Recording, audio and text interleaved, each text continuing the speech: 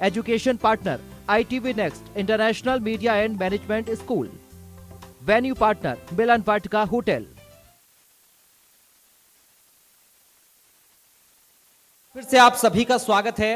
India news Haryana का Faridabad summit 2026 लगातार चल रहा है। हर एक सत्र में हम अलग अलग मुद्दों को समझने की कोशिश कर रहे हैं और जैसा कि मैंने ब्रेक से पहले आपको बताया था कि ये सेशन हमारा बेहद खास होने जा रहा है और इस सेशन में हम बेहद खास चर्चा युवाओं को लेकर, हरियाणा में खिलाड़ियों को लेकर और खेलों को लेकर करेंगे, क्योंकि हरियाणा खेलों की धरती है और यहां से चैंपियंस निकलते हैं और इन चैंपियंस को दिशा देने की जिम्मेदारी जिनके कंधों पर है, इस सेशन में उनसे बात होगी। अब मैं मंच पर आमंत्रित करना चाहूंगा हरियाणा सरकार में खेल मंत्री श्री गौरव गौतम जी को। जोरदार तालियां गौरव गौतम जी का। और साथ ही मैं पूजा शर्मा, हमारी ब्यूरो चीफ फरीदाबाद की, उन्हें आमंत्रित करूंगा। पूजा, आप प्लीज मंच पर आएं, इस सेशन को आगे बढ़ाएंगी। पूजा, गौरव गौतम जी से खास तौर पर खेलों को लेकर बातचीत होगी, क्योंकि युवा सोच है, तेज तर्रार काम है और जनता के मुद्दों पर उनसे आज हम सीधी बात करेंगे। पूजा, ओवर टू यू। खेल मंत्री हरियाणा सरकार के गौरव गौतम हमारे साथ मौजूद है यहाँ पर, और गौरव जी को सुन के ही युवाओं में जोश भर जाता है और डिपार्टमेंट भी ऐसे दिए गए हैं जो सीधे युवाओं से जुड़े हुए हैं। सबसे पहले गौरव जी, जिस तरह से खेलों को लेकर सरकार लगातार नीति बना रही है, खिलाड़ियों को प्रोत्साहित कर रही है, देश की स्पोर्ट्स कैपिटल कैसे बने हरियाणा, उसके लिए क्या विजन है? बहुत बहुत धन्यवाद। इस बात को बताते हुए मुझे गर्व भी होता है कि हरियाणा देश का खेलों का पावर हाउस है और एक ऐसा परसेप्शन देश और दुनिया में कि खेल मतलब हरियाणा, हरियाणा मतलब खेल, ये सब नायब सिंह सैनी सरकार की खेल नीति, हरियाणा के खिलाड़ियों का उत्साह, ऊर्जा, उसी को लेकर आज हरियाणा लगातार खेलों के क्षेत्र में पावर हाउस बनता दिखाई दे रहा है। और भारत की आबादी का ये 2% का हरियाणा, और जब मेडलों की बात आती है तो 50% से ज़्यादा मेडलों पर कब्जा हमारे हरियाणा के खिलाड़ियों का रहता है। हमें इस बात का गर्व है कि हम उस मिट्टी में हैं जो मिट्टी से मेडल तक की यात्रा हमारे खिलाड़ी हरियाणा सरकार के साथ मिलकर, नायब सिंह सैनी सरकार के साथ मिलकर बहुत अच्छा काम कर रहे हैं। ऐसा लगता है कि मुख्यमंत्री जी का विजन खिलाड़ियों के लिए, उनको आगे बढ़ाने के लिए, उनको किसी भी प्रकार की समस्या ना आए, उसके लिए उनका विजन एकदम क्लियर है कि हरियाणा खेलों का पावर हाउस बना रहेगा। गौरव जी, आपने कहा मिट्टी से मेडल तक का सफर जो है तय किया जा रहा है, लेकिन आज भी खेल नर्सरियों की बात करें, कई जगह खेल जहां चल रहे हैं वहां पर कोच सुविधा की बात करें, अभी भी वो अपेक्षित जो है, जो सिस्टम बनना चाहिए, उसमें कहीं ना कहीं कमी देखने को मिलती है। तो उसे लेकर सरकार का क्या रोड मैप है? हरियाणा सरकार की पूरे देश भर में सबसे अद्भुत योजना है खेल नर्सरी। 8 साल के बच्चे को उसके पॉकेट मनी से लेकर उसके कोचिंग तक की चिंता ये नायब सिंह सैनी सरकार करती है। और मैं ऐसा मानता हूं कि सुबह सुबह जब आप हरियाणा प्रदेश के खेलों के मैदान में जाओगे, हरियाणा में 50,000 से ज़्यादा खिलाड़ी इन 2000 नर्सरियों में खेलते हुए नजर आएंगे। और इस नर्सरी को देने का पहली जो शर्त है कि हमारा कोच क्वालिफाइड होना चाहिए, उसके आधार पर मिलती है, और उसमें खिलाड़ी होने चाहिए, उसके आधार पर मिलती है। और अगर किसी भी प्रकार की इस चीज़ों में कहीं कमी दिखाई देती है तो हमारे सरकार और हमारे अधिकारी उनको दुरुस्त करने का काम करते हैं। अगर कोई इस प्रकार की चीज़ें दिखेगी तो उस पर कार्रवाई करके उसे बंद भी किया जाएगा और नए सिरे से आगे बढ़ाया जाएगा। गौरव जी, आपके पास युवा उद्यमिता और रोजगार भी है, तो ऐसे में विपक्ष लगातार ये सवाल उठाता है कि दावे तो तमाम किए जाते हैं हरियाणा सरकार द्वारा, लेकिन बेरोजगारी को लेकर कोई ठोस नीति नहीं है। यही कारण है कि बेरोजगार बढ़ रहे हैं। क्या कहना चाहेंगे? विपक्ष लगातार इस पर सवाल उठा रहा है। मैं हरियाणा प्रदेश के युवाओं के सामने 2014 से पहले शायद ही उन युवाओं ने startup India, digital India, AI summit, इस प्रकार की चीज़ें शायद ही उन युवाओं ने देखी होगी। ये वर्ड भी उन युवाओं के लिए, आने वाली पीढ़ी के नए थे। नरेंद्र मोदी सरकार जब से बनी है और भारतीय जनता पार्टी हरियाणा की ये नायब सिंह सैनी सरकार, पहले कुछ 100 गिनती के स्टार्टअप्स हुआ करते थे, इसी हरियाणा में आज कई हजारों में स्टार्टअप्स हैं। बेरोजगार युवा नहीं है, बेरोजगार कांग्रेस हुई है, बेरोजगार विपक्ष हुआ है। उनको मुद्देहीन, आधारहीन बात करना, उसके आधार पर मुझे लगता है तथ्यों के आधार पर बात करेंगे। मैं खुद माननीय मुख्यमंत्री नायब सिंह सैनी जी के साथ एक युवाओं की मीटिंग में, स्टार्टअप्स जिसमें जो लोग युवा हमारे हरियाणा के यूनिकॉर्न बना चुके हैं, उनके साथ में था। वहाँ देखा बहुत छोटी उम्र से उन लोगों ने स्टार्टअप किया और वो हमसे कम उम्र के हैं, लेकिन कई 100 करोड़ की कंपनी बनाकर आज युवाओं को वो रोजगार भी दे रहे हैं और युवाओं को आगे भी बढ़ा रहे हैं। अब भारत हो या हरियाणा हो, नौकरी प्राप्त करने वाला नहीं, नौकरी देने वाला युवा तैयार कर रहा है। इस प्रकार के हमारे स्किल सेंटर्स हों, एआई के सेंटर्स हों, और पहली बार जब मैं इस विभाग का मंत्री बनने का मुझे सौभाग्य प्राप्त हुआ, ड्यूअल ट्रेनिंग सिस्टम, युवाओं को आईटीआईज को सीधा कंपनी के साथ जोड़ना, कि वो आईटीआई अपने हिसाब से अपना करिकुलम तैयार करें, अपने हिसाब से कोर्स बनाएं। मारुति, जेबीएम जैसी कंपनियां, जिंदल जैसे ग्रुप्स, आईटीआई आज कई सेक्टर्स में अपना काम कर रहे हैं। उन युवाओं को तैयार कर रहे हैं कि उनको, जो पहले आईटीआई के युवाओं को नौकरी मिलती थी, वो पहले इंटर्नशिप करता था, अपेंडिक्स करता था, उसके बाद नौकरी मिलती थी। अब कंपनियां, बड़ी बड़ी कंपनियां आईटीआईज को अपने साथ जोड़कर ड्यूअल ट्रेनिंग सिस्टम लगाकर सीधा युवाओं को नौकरी देने का काम कर रही है। ये मुझे लगता है कि विपक्ष का आधारहीन आरोप है। उन्हें लगा उनका काम है आरोप लगाना, और हमें उनका जवाब भी देंगे। गौरव जी, आपने कहा कि स्टार्टअप्स की आपने बात की, आपने कहा कि नौकरी लेने वाला नहीं बल्कि नौकरी देने वाला आप बनाना चाहते हैं, उद्यमी बनाना चाहते हैं। लेकिन आज भी फंडिंग की अगर बात करें तो स्टार्टअप, जो उद्योगपति, जो बच्चे हैं, युवा हैं, जो आगे बढ़ना चाहते हैं, फंडिंग एक उनके लिए बहुत बड़ी समस्या है। उसके लिए सरकार क्या रणनीति अपना रही है? मुख्यमंत्री जी ने विधानसभा के पटल में, बजट में अपनी इस बात की, इंक्यूबेटर सेंटर खोलने की बात, जहां से उन युवाओं को आसानी से इस प्रकार की चीज़ों, फंडिंग की व्यवस्थाएं हो सके, उसके लिए काम किया है। और इसके लिए अलग से फंड माननीय मुख्यमंत्री जी ने बजट के अंदर रखा हुआ है, उन युवाओं को ही आगे बढ़ाने के लिए रखा हुआ है, जिन युवाओं का इस प्रदेश को और देश को आगे बढ़ाने के लिए विजन क्लियर है। गौरव जी, आपने बिल्कुल सही कहा कि मिट्टी से मेडल तक का सफ़र जो है वो खिलाड़ी तय कर रहे हैं। लेकिन अक्सर देखने में आता है कि ज़्यादातर जो खेल प्रतिभाएं हैं वो ग्रामीण क्षेत्र से निकल रही हैं। शहरी क्षेत्र के जो भी युवा हैं वो भी खेल को जो है अपने करियर के तौर पर और एक अपने मुख्य धारा से जोड़ने के तौर पर देखें, उसके लिए क्या कोई सरकार प्रोत्साहन के तौर पर कोई नीति अपना रही है? हरियाणा की खेल नीति देश की बेहतरीन खेल नीतियों में है। ये हम नहीं, दूसरे प्रदेशों के सरकारें भी हरियाणा की नायब सिंह सैनी सरकार की इस खेल नीति को अपना रही हैं। और रही ग्रामीण क्षेत्र से लेकर शहर तक के उन युवा प्रतिभाओं को पहचानने का काम, ये हरियाणा सरकार, मैं पहले भी बोला आपको, खेल नर्सरी, हर 2000 खेल नर्सरियां देकर ग्रास रूट लेवल के खिलाड़ियों को वहां से निकालने का काम, जो मिट्टी से मेडल तक का सफर तय करने का काम, ये सरकार लगातार 8 साल के बच्चे को ही अभी से खेल नर्सरी में तैयार करने का काम कर रही है। तो इससे स्पष्ट है कि सरकार का विजन खेलों को लेकर किस प्रकार से है, किस प्रकार से वो हरियाणा को दुनिया का खेलों का पावर हाउस बनाना चाहते हैं। हमारे मुख्यमंत्री उस पर काम कर रहे हैं। गौरव जी, आपने कहा ग्रास रूट पर काम हो रहा है, क्योंकि आप पलवल जिले के विधायक हैं और फरीदाबाद और पलवल को आपसे सबसे ज़्यादा उम्मीदें रहती हैं।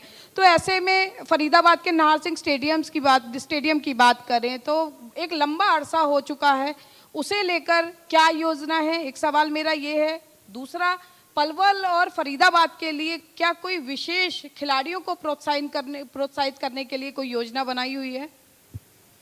माननीय मुख्यमंत्री जी की रैली हुई थी अभी फरीदाबाद के अंदर, हम लोग उसमें थे। जो हमारा सेक्टर 12 का खेल स्टेडियम है, खेल परिसर है, जब से हमारा सरकार बनी है 24 की, उसके बाद जब से जिम्मेदारी मिली है, मैं आपको भरोसे के साथ कह सकता हूं कि इसको बहुत बेहतरीन और एक्सीलेंस सेंटर में इसको तब्दील करने का काम हम सेक्टर 12 के खेल परिसर को जल्दी करने की तैयारी में हैं। उसका हमने एक ब्लूप्रिंट तैयार कर लिया, वो किस प्रकार से आगे बढ़ेगा उस पर हम काम कर रहे हैं और बहुत जल्दी में उसका हमारे पास एक फीडबैक और ब्लूप्रिंट आ जाएगा और उस पर तैयारी में हम आगे बढ़ेंगे। नाहर सिंह स्टेडियम की बात रही, हमने पीछे 100 करोड़ की लागत उसमें लगने का एक बजट हमारे पास एक नीचे में आया था उसमें, लेकिन सरकार ने वो पैसा भी दे दिया, लेकिन उसके अंदर टेक्निकल कुछ चीज़ें और कुछ उसको बढ़ाने के लिए और कुछ उसमें रिक्वायरमेंट है, उसको पूरा करने के लिए मुझे लगता है कि वो म्युनिसिपल कमिश्नर या म्युनिसिपल कॉरपोरेशन के अंडर है, तो वो उसको तैयारी के लिए हमने भी आग्रह किया कि आप जल्दी बनाकर भेजिए। जो भी सरकार से रिक्वायरमेंट है उसको पूरा करने का काम करेंगे। और माननीय मुख्यमंत्री जी ने पलवल की रैली में एक अंतर्राष्ट्रीय खेल परिसर पलवल के अंदर बने उसके लिए घोषणा करी थी। हमने उसके लिए मोटा मोटी ज़मीन तैयार कर ली है। अभी जिस दिन वो सरकार के नाम ज़मीन जाएगी उसके बाद मैं ऐसा मानता हूं कि वहाँ पर एक पलवल में भी अंतर्राष्ट्रीय स्तर का एक खेल परिसर बन के तैयार होगा। वो हरियाणा प्रदेश और युवाओं के लिए समर्पित होगा। हरियाणा में महिला खिलाड़ियों की अगर बात करें तो उनको लेकर क्या योजना विशेष रूप से बनाई गई है? आपके कार्यकाल के दौरान क्या कुछ ऐसा विशेष किया गया है जिससे महिला खिलाड़ी जो हैं और ज़्यादा प्रोत्साहित हों? खिलाड़ी में मैं ऐसा मानता हूं, खेल के क्षेत्र में खिलाड़ी महिला और पुरुष नहीं होता, खिलाड़ी खिलाड़ी होता है। खिलाड़ियों के लिए कोचेज हों, बेस्ट और बेहतरीन चीज़ें उनके लिए क्या दे सकते हैं, बेहतरीन कोचिंग उनके लिए क्या दे सकते हैं। आज मन्नू भाकर जैसी हमारी अगर दुनिया में भारत का नाम रोशन किया है तो उनके कोच जेंट्स हैं। खिलाड़ी खिलाड़ी होता है। मैं ऐसा मानता हूं कि उनको नहीं बांटना चाहिए, उनको खेल में अपने ध्यान लगाकर, और ये सरकार उनके लिए हर रूप में उनको बेहतरीन सुविधाएं मिलें, उनकी प्रोत्साहन की जो राशि है वो मिले, और समय समय पर जो रिक्वायरमेंट एक खिलाड़ी को होती है वो महिला हो या पुरुष हो, उसके लिए हम लगातार नायब सिंह सैनी सरकार काम कर रही है। गौरव जी, हरियाणा में युवाओं को नशे से दूर रखने के लिए हरियाणा सरकार लगातार काम कर रही है, तो ऐसे में खेल मंत्री के तौर पर आप क्या समझते हैं कि खेलों का युवाओं को नशे में से दूर रखने में क्या अहम योगदान और रोल रहेगा? इसी हरियाणा देश के युवाओं को नशे से दूर रखने के लिए मुख्यमंत्री जी ने एक फिट हरियाणा स्कीम लॉन्च की। उसका मुख्य उद्देश्य यही है कि हरियाणा के युवाओं को नशे से दूर रखा जाए, और मैं आपके चैनल के और आपके मंच से आग्रह करता हूं हरियाणा प्रदेश के युवाओं से कि वो खेलों के क्षेत्र में आगे बढ़ें। ऐसा मानता हूं कि खेल ही एक ऐसा माध्यम है जिससे युवा नशे से दूर रह सकता है, और नशे से दूर रहेगा नहीं सिर्फ समाज को बल्कि परिवार की कई पीढ़ियां खराब हो जाती हैं। आपके माध्यम से युवाओं से भी आग्रह है कि फिट हरियाणा योजना में वो आएँ, और उसमें जो नायब सिंह सैनी सरकार की नीति इस बात को लेकर स्पेशली इसी काम के लिए बनी है उसमें अपना योगदान है, खेलों के मैदान में योगदान दें। अगर वो खेलों के क्षेत्र में आगे बढ़ेंगे तो नशे से दूर रहेंगे, और नशे से दूर रहेंगे तो परिवार ठीक रहेगा, परिवार ठीक रहेगा तो समाज ठीक रहेगा, और एक स्वस्थ परिवार स्वस्थ शरीर ही किसी भी परिवार के विकास के लिए, किसी भी देश और प्रदेश के विकास के लिए आगे बढ़ सकता है। आपके चैनल के माध्यम से उन युवाओं से आग्रह है कि वो आएँ, फिट हरियाणा की इस योजना में हिस्सा लें। खेलों के क्षेत्र में नायब सिंह सैनी सरकार द्वारा बनाई गई नीति और नियत दोनों पर काम कर रहे हैं, उस पर हमारा सहयोग करें। यही आग्रह आपके चैनल के माध्यम से उन युवाओं से है। बिल्कुल, नीति और नियत पर हरियाणा सरकार काम कर रही है ताकि खेलों को बढ़ावा मिले। मेरा सवाल गौरव जी आपसे है, पलवल जिले के आप विधायक हैं, तो ऐसे में पलवल के विकास का रोड मैप किस तरह से भविष्य का देखते हैं? क्योंकि विजन ऑफ डेवलपमेंट की बात करें तो पलवल के लोगों को आने वाले समय में और ऐसी क्या सौगातें मिलेंगी जो पलवल के विकास की सूरत और सीरत दोनों बदली हुई नजर आएगी? 1.5 साल कार्यकाल में मैं ऐसा मानता हूं कि लगातार विकास की गति 2014 से बहुत तेजी से हरियाणा प्रदेश में चल रही है। स्वाभाविक रूप से वो पलवल में भी चल रही थी, लेकिन मैं जब से मुझे पलवल की पूजनीय जनता जनार्दन का आशीर्वाद मिला है, मैं ऐसा मानता हूं कि 1.5 साल के इस कार्यकाल में शायद ही इतना पैसा विकास के लिए, जो 35 साल से जो सड़कें और जिनका बड़ी योजना के साथ वो नहीं बन पा रही थी, उनको हमने बनवाने का काम किया है।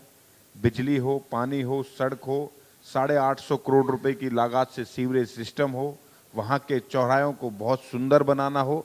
ऐसा मानता हूँ कि पुराना शहर तो सब जगह ही थोड़ा जिस प्रकार से बसे हुए हैं, लेकिन आने वाले समय पर जिस उम्मीद और अपेक्षा के साथ पलवल की पूजनीय जनता जनार्दन ने चुना है, उनको हम बेहतरीन खेल सुविधाएं, बेहतरीन रोड, बेहतरीन इंफ्रास्ट्रक्चर, बेहतरीन मेडिकल कॉलेज, इस प्रकार की चीज़ देने का काम हम करेंगे। और मुझे ऐसा लगता है कि वो बहुत सी चीज़ें कंप्लीशन की तरफ हैं और बहुत सी चीज़ें पाइपलाइन है। इस 5 साल के कार्यकाल में हम पलवल के युवाओं को अच्छा इंफ्रा और अच्छा सुविधाएं देने का काम करेंगे। गौरव जी, आपकी गिनती जो है राज्य के सबसे युवा मंत्रियों में होती है, तो ऐसे में क्योंकि युवा अपनी अलग सोच के लिए, क्रिएटिव सोच के लिए जाने जाते हैं, तो जब आप मंत्री बने बहुत कुछ आपके मन में होगा कि आपको जिम्मेवारी मिली है और आप कुछ नया करने की दिशा में आगे बढ़ रहे हैं। क्या उस सपने को साकार करने की दिशा में काम करना शुरू कर दिया, और कर दिया तो आने वाले समय में उसके क्या परिणाम देखने को मिलेंगे? हमने चुनाव में भी कहा था कि हम पलवल को देश के पटल पर अच्छा और बेहतरीन बनाने का काम करेंगे और हम उस तरफ बढ़ चुके हैं। आने वाले समय पर जो हमारा जेवर एयरपोर्ट के पास खादर का इलाका है, जल्दी माननीय मुख्यमंत्री से बात करके उसकी पूरी प्लानिंग, हमारा प्रयास है कि हम मिनी गुरुग्राम जैसा उसे बनाएं। और जो हमारा प्रयास है कि बिजली, रोड्स, गली, नालियां, ये सब हमारे पार्षद साथी, सरपंच साथीगण कर रहे हैं, लेकिन जिस विजन के लिए हमको जनता जनार्दन ने चुना है उस पर हम आगे बढ़ रहे हैं। उन सपनों को लगातार 5 साल के अंदर पूरा करने का काम करेंगे। मंत्री जी, 2036 में ओलंपिक है। हरियाणा सरकार लगातार खिलाड़ियों को प्रोत्साहित करने के लिए काम कर रही है। आपके कार्यकाल के दौरान प्रोत्साहन राशि भी खिलाड़ियों की बढ़ाई गई है। 2036 ओलंपिक के लिए हरियाणा कितना तैयार है और अधिक तैयार होने के लिए किस तरह से रणनीति बनाई हुई है? माननीय मुख्यमंत्री जी के नेतृत्व में हरियाणा प्रदेश पूरे देश भर में बड़े, उसके साथ मैं इस बात जिम्मेदारी के साथ कह रहा हूं कि मिशन ओलंपिक 2036 विजयी भाव स्कीम को लॉन्च करने वाला पूरे देश भर में, जिसकी लॉन्चिंग हमने 1 साल पहले, जब ऑलमोस्ट हमारे 3 से 4 महीने मंत्रिमंडल को बने ही हुए थे, हमने उसकी घोषणा कर दी थी और उसकी शुरुआत के लिए 8 से 60 करोड़ रुपए का बजट हमने उसको रखा है। हमने ग्रास रूट से ही 13 साल के बच्चे को अपनी मिशन 2000 ओलंपिक 2036 स्कीम में उसको लेकर बचपन से उसको उनका पालन पोषण से लेकर उनके खेल और उनके स्पोर्ट्स साइंस की हर चीज की चिंता ये मिशन ओलंपिक 2036 स्कीम में होगी। और मैं ऐसा मानता हूं कि ये इतनी बेहतरीन स्कीम होगी कि जो हरियाणा का विजन है कि 2036 में 36 मेडल हरियाणा लेकर आए ओलंपिक के अंदर, उसकी तैयारी को लेकर मुख्यमंत्री जी ने इसको हरी झंडी दे दी। हमने परसों भी इसकी बैठक तैयारी की थी। राइस स्पोर्ट्स यूनिवर्सिटी इसका नोडल यूनिवर्सिटी होगा और 11 से ज़्यादा एक्सीलेंस सेंटर हरियाणा के अंदर बनेंगे और उसमें हमारे युवा खिलाड़ी, उनके रहने खाने, उनके हर प्रकार की चिंता ये हरियाणा सरकार करेगी। और 2036 में 36 मेडल हरियाणा के कैसे हों, उस पर अभी से सरकार काम कर रही है। गौरव जी, एक सवाल मेरा जो फरीदाबाद और पलवल दोनों की जनता के जहन में जरूर होगा। फरीदाबाद और पलवल जिले को मिलाकर 4 मंत्री हैं। केंद्रीय राज्य मंत्री कृष्ण पाल गुर्जर, कैबिनेट मंत्री विपुल गोयल, राज्य मंत्री राजेश नागर और गौरव गौतम खेल मंत्री। एक खेमा कृष्ण पाल गुर्जर केंद्रीय राज्य मंत्री का और कहते हैं कि एक खेमा तीनों मंत्रियों का है। तो जनता ये चाहती है कि अगर चारों मंत्री एक साथ एक मंच पर आ जाएंगे और ये मतभेद और मनभेद की जो बात कही जाती है, ना मतभेद रहे ना मनभेद रहे, तो शायद पूरे फरीदाबाद लोकसभा के विकास को 4 चांद लग जाएंगे। भारतीय जनता पार्टी में कोई ना मतभेद है ना मनभेद है। भारतीय जनता पार्टी का बूथ का कार्यकर्ता भी अपना काम कर रहा है, भारत सरकार का मंत्री भी अपना काम कर रहा है और हरियाणा सरकार का मंत्री है वो भी अपनी पूरी जिम्मेदारी के साथ काम कर रहा है। कोई भी भारतीय जनता पार्टी का कार्यकर्ता आपको घर बैठा नजर नहीं आएगा, चाहे वो किसी योजना में शामिल होगा या अंतिम व्यक्ति तक किस प्रकार से नायब सिंह सैनी सरकार की और मोदी सरकार की योजनाएं पहुंचे, उसके लिए भारतीय जनता पार्टी का हर कार्यकर्ता, हर नेता, उनका विजन है कि भारत को, अपने प्रदेश को, अपनी लोकसभा को, अपनी विधानसभा के कामों में बढ़ चढ़कर हिस्सा ले रहे हैं। और मुझे लगता है कि आपको ऐसा लगता होगा मनभेद है, मतभेद है, लेकिन इस 12 साल के कार्यकाल में भारतीय जनता पार्टी की सरकार बनी है। इस फरीदाबाद की, इस पलवल की सूरत को आपने बदलते हुए देखा होगा और आने वाले समय पर आप और देखोगे। भारतीय जनता पार्टी का एक एक कार्यकर्ता नरेंद्र मोदी जी के और नायब सिंह सैनी जी के नेतृत्व में हरियाणा को आगे बढ़ाने का काम कर रहा है। बहुत बहुत शुक्रिया गौतम जी।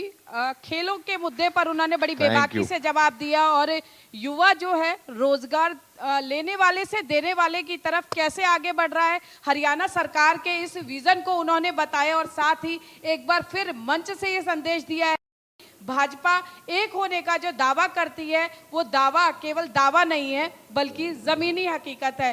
बहुत बहुत शुक्रिया Gautam ji. Over to you तुलसी। बिल्कुल पूजा, शुक्रिया आपका। और जिस तरीके से गौरव जी ने बातें की और बातें बताई और ये भी कहा कि क्यों हरियाणा खेल की नर्सरी में जाना जाता है और तमाम सवालों का बखूबी जवाब दिया है सर आपने। और मुझे तो लगता है जो यहाँ पे और जो दर्शक टीवी पे सुन रहे होंगे वो जरूर अपने बच्चों को, जिनके मन में भी नहीं होगा, वो खेल के प्रति जागरूक करेंगे और खेल में आगे बढ़ने के लिए मोटिवेट जरूर करेंगे। इतनी मोटिवेट बातें रही हैं सर आपकी, शुक्रिया हमें समय देने के लिए। चलिए सर के स्वागत के लिए मैं बुलाऊंगी हमारे इनपुट एडिटर दीपक शर्मा जी को और हमारी एग्जीक्यूटिव एडिटर ज्योति सांगवान जी को।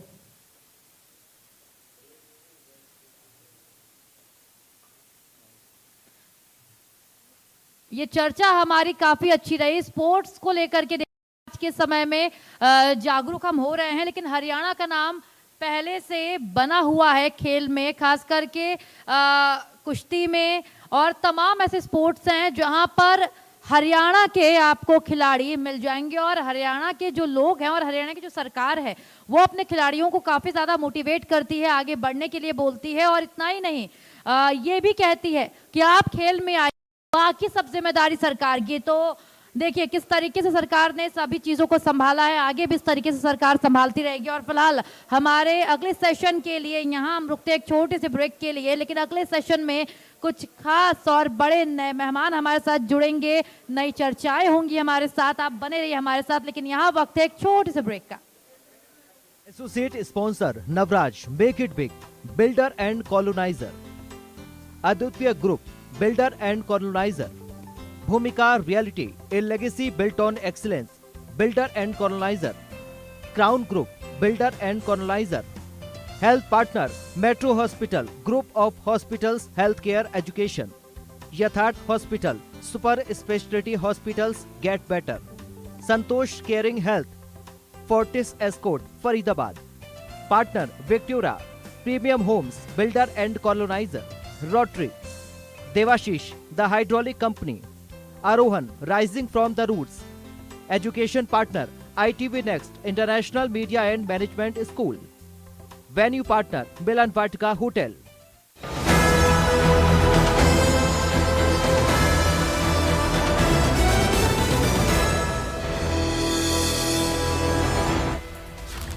और इस वक्त की बिग ब्रेकिंग बड़ी खबर आ रही है सामने। जींद से बीजेपी प्रदेश अध्यक्ष अर्चना गुप्ता का बयान आया है सामने।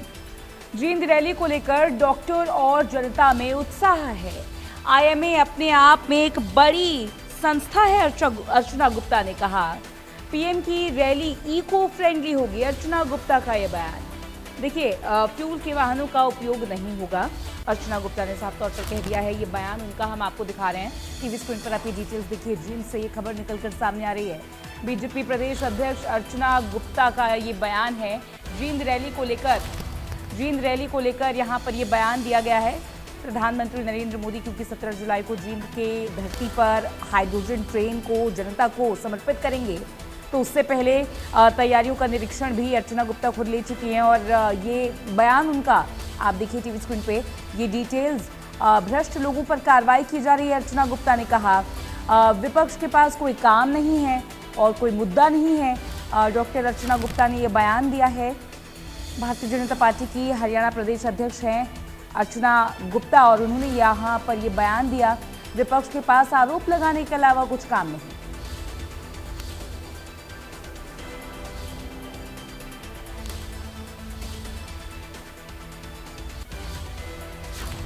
हरियाणा के आईएमए के जो डॉक्टर्स हैं वो सभी बहुत उत्साहित हैं कि उनके परिवार का एक सदस्य है तो भारतीय जनता पार्टी ने इतनी बड़ी जिम्मेवारी दी है और सभी डॉक्टर्स सारे जिलों के यूनिट्स जो है आज यहाँ पर पहुंची थी।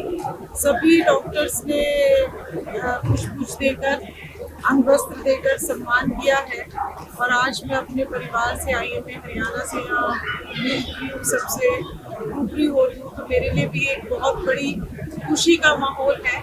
और 17 तारीख को इसी जींद जिले में हमारे देश के यशस्वी प्रधानमंत्री आ रहे हैं और विश्व में सबसे मजबूत सबसे ज्यादा ब्रॉड मीटर गॉज पे हाइड्रोजन ट्रेन जो है वो स्टार्ट हो रही है, तो वो भी हम सबके लिए बहुत बड़ा खुशी का विषय है। डॉक्टर्स आज ज्यादातर हमारे सारे डॉक्टर्स हरियाणा के यहाँ पर आए हुए थे, लेकिन लोकल यूनिट को हम जरूर आह्वान करेंगे कि मोदी जी के उसमें आए, क्योंकि हर जिले में हम एक एलईडी लगाकर, क्योंकि ये इको फ्रेंडली रैली होने वाली है, इको फ्रेंडली रैली होने वाली है जिसमें ज्यादा फोकस जींद जिले के ऊपर ही है, क्योंकि हम सिर्फ इलेक्ट्रिक व्हीकल्स यूज कर रहे हैं, पैदल आ रहे हैं युवा साथी, कुछ लोग इसमें ई रिक्शा के ऊपर आ रहे हैं, ई स्कूटीज पे आ रहे हैं और सीएनजी की बसेस में आ रहे हैं। हम डीजल पेट्रोल के व्हीकल्स नहीं यूज करते या फिर अपनी इलेक्ट्रिक कार्स का इस्तेमाल करते हैं।